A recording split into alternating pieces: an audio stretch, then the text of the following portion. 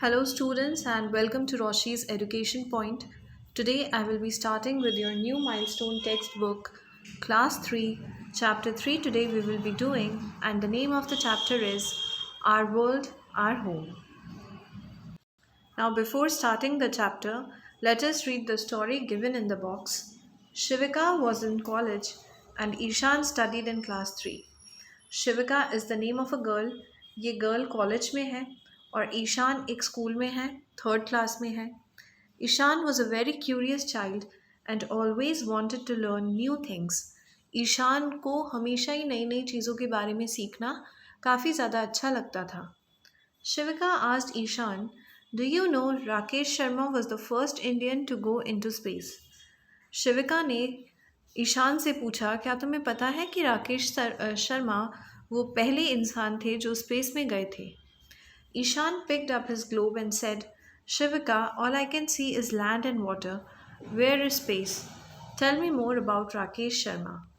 अब ईशान ने एक ग्लोब उठा के बताया कि ग्लोब के ऊपर तो मुझे लैंड दिखता है और वाटर दिखता है, ये स्पेस कहाँ पर होता है, और मुझे आप राकेश शर्मा के बारे में भी कुछ और चीज़ें बताओ।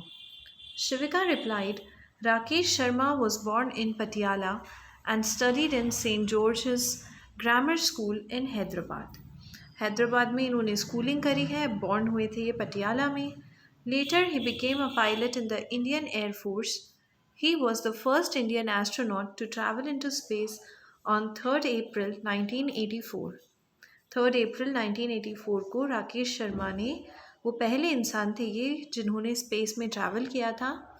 इनका जॉब था, ये पायलट थे इंडियन एयरफोर्स के अंदर। Ishaan was amuse to hear about him. He said it must be wonderful to see India from space. Ishaan काफ़ी ज़्यादा खुश हुआ। उसने बोला कि कितना अच्छा लगता होगा ना जब स्पेस से हम हमारे इंडिया को देखते हैं तो।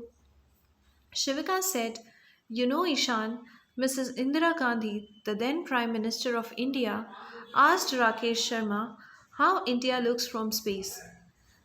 अब जो मिसेस इंदिरा गांधी थी, उन्होंने, ये हमारी प्राइम मिनिस्टर थी इंडिया की पहले, तो उन्होंने राकेश शर्मा से पूछा था कि इंडिया स्पेस से कैसा दिखता है। ही आंसर्ड, सारे जहाँ से अच्छा हिंदुस्तान हमारा। तो ईशान ने जवाब दिया था कि आप मुझे बताओ उन्होंने कैसा दिखता है इंडिया स्पेस से। तो इंदिरा गांधी ने भी सेम क्वेश्चन पूछा। राकेश शर्मा ने उनको बताया था कि सारे जहाँ से अच्छा हिंदुस्तान हमारा। Globes and maps. Since it is not possible for all of us to travel to space, let us try to understand the composition of the earth. अब ये तो पॉसिबल नहीं है कि हम लोग सब स्पेस में चलें और फिर वहाँ से हम अर्थ को देखें और चीज़ों को समझें। A model of the earth is called a globe. हमने क्या करा कि स्पेस में गए, वहाँ से फ़ोटोग्राफ क्लिक करके लेकर आए और उस बेसिस पर हमने ग्लोब बनाया। ग्लोब एक मॉडल होता है, बिल्कुल जैसा अर्थ स्पेस से दिखता है, ग्लोब भी बिल्कुल वैसा ही दिखता है। It is slightly tilted just like the earth. It is not possible to see all the places in detail on the globe. Globe थोड़ा सा ना टेढ़ा हो जाता है। टेढ़ा क्यों? क्योंकि अर्थ भी टेढ़ा ही है, इस वजह से हमने ग्लोब को भी टेढ़ा कर रखा है। और ग्लोब के ऊपर ना सारी पोजीशंस देखना, सारी प्लेसेस देखना तो पॉसिबल नहीं हो पाता है। We need to rotate the globe to see all parts of the earth. It is called also difficult to carry a globe.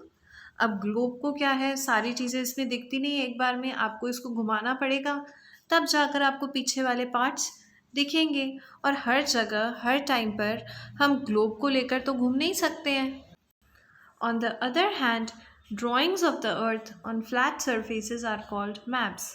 जब हम अर्थ की ड्राइंग एक फ्लैट सरफेस पे कर देते हैं तो उसको हम लोग मैप बोल देते हैं। They show details about the places on the earth and are easy to carry.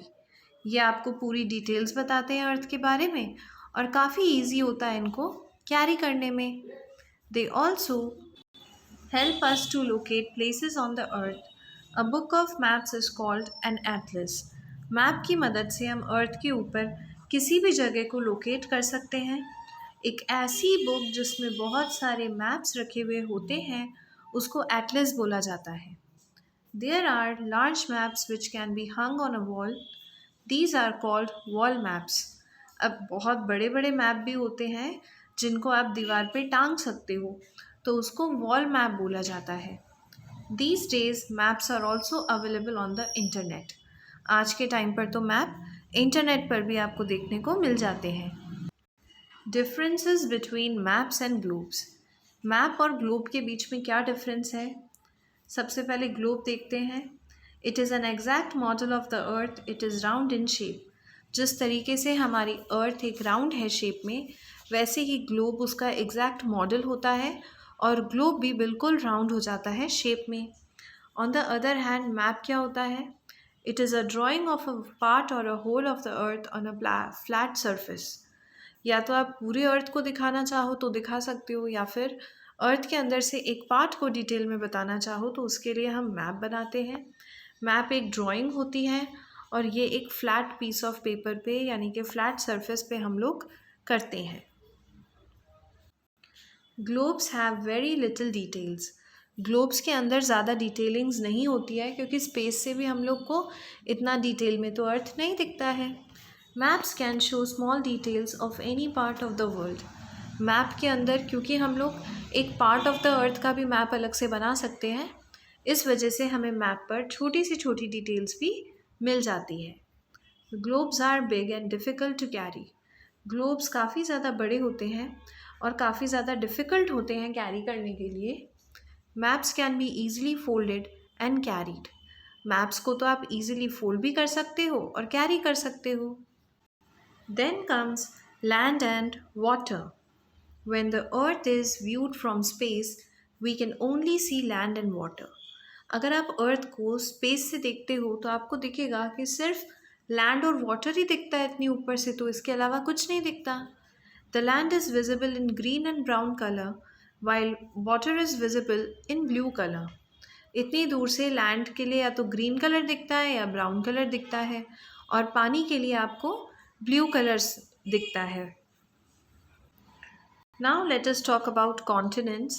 A large landmass which appears to be surrounded by water is called a continent. अब जैसे मान लो कि ये आपका अर्थ है, ये एक लैंड, ये दूसरा लैंड. अब यहाँ बीच में बहुत सारा पानी आ गया, तो हम क्या बोलेंगे? ये एक कॉन्टिनेंट है, ये दूसरा कॉन्टिनेंट है. तो कॉन्टिनेंट क्या होते हैं? ऐसे लैंड होते हैं जिनके आसपास हर डायरेक्शन में पानी होता है. There are 7 continents. ऐसे ही हमारे पूरे अर्थ पर 7 अलग अलग कॉन्टिनेंट्स हैं. इनके नाम हैं Asia, Africa, north America, south America, Antarctica, Europe and Australia. ये सिर्फ 7 होते हैं, इनसे ज़्यादा नहीं होते हैं. The continents are further divided into countries. अब क्या होता है, हर एक कॉन्टिनेंट को, सबसे पहले ये पूरा अर्थ था, अर्थ को मैंने 7 पीसेस में डिवाइड करा. उसके बाद हर एक पीस और अलग अलग छोटी छोटी कंट्रीज़ में डिवाइडेड है. ये our country India is part of Asia. अब अगर ये पूरा वर्ल्ड है ना, ये पूरा अर्थ है, तो इसके अंदर ये एक होगा एशिया, और एशिया के अंदर हमारी एक छोटी सी कंट्री है India. Asia is the largest continent in the world while Australia is the smallest. अगर हम साइज़ के फॉर्मेट में देखें, एशिया सबसे बड़ा कॉन्टिनेंट है, ऑस्ट्रेलिया सबसे छोटा कॉन्टिनेंट है. ओशियंस. ओशियंस का मतलब होता है समुद्र. Very large water bodies are called oceans. एक ऐसी लार्ज वाटर बॉडी जहाँ पर बहुत सारा पानी मिलता है, उसे ही हम ओशियन बोलते हैं. There are 5 oceans in the world. पूरे अर्थ पे, पूरी दुनिया में सिर्फ 5 ओशियंस ही मिलेंगे आपको. Pacific ocean, Atlantic ocean, Arctic ocean, southern ocean and the Indian ocean. Pacific Ocean is the largest ocean, while Arctic Ocean is the smallest ocean in the world. पूरी दुनिया में पैसिफिक ओशियन सबसे बड़ा ocean माना गया है और Arctic ocean सबसे छोटा ओशियन माना गया है. We need directions to locate places on the earth. अगर आपको अर्थ में किसी डायरेक्शन में किसी प्लेस को बताना है कि ये कहाँ पर है, तो वहाँ पर आपको डायरेक्शन काफ़ी ज़्यादा काम में आने वाले हैं। We can find directions with the help of a compass. अब डायरेक्शंस कैसे पता लगाओगे? तो कंपस की मदद से हम डायरेक्शन पता लगा सकते हैं। There are 4 main directions. हमारे पास 4 मेन डायरेक्शंस होते हैं, नॉर्थ, साउथ, ईस्ट और वेस्ट। अगर आप इस कंपस में देखेंगे तो नॉर्थ ऊपर होता है, साउथ नीचे होता है, ये रहा west and this is your east. इन्हें आपके 4 डायरेक्शंस बोला जाता है और डायरेक्शंस को पता लगाने के लिए हम लोग एक कंपस का यूज़ करते हैं। So, this was all about your chapter number 3. I hope you understood. If you are having any problem, you can write me in the comment section below. Thank you so much.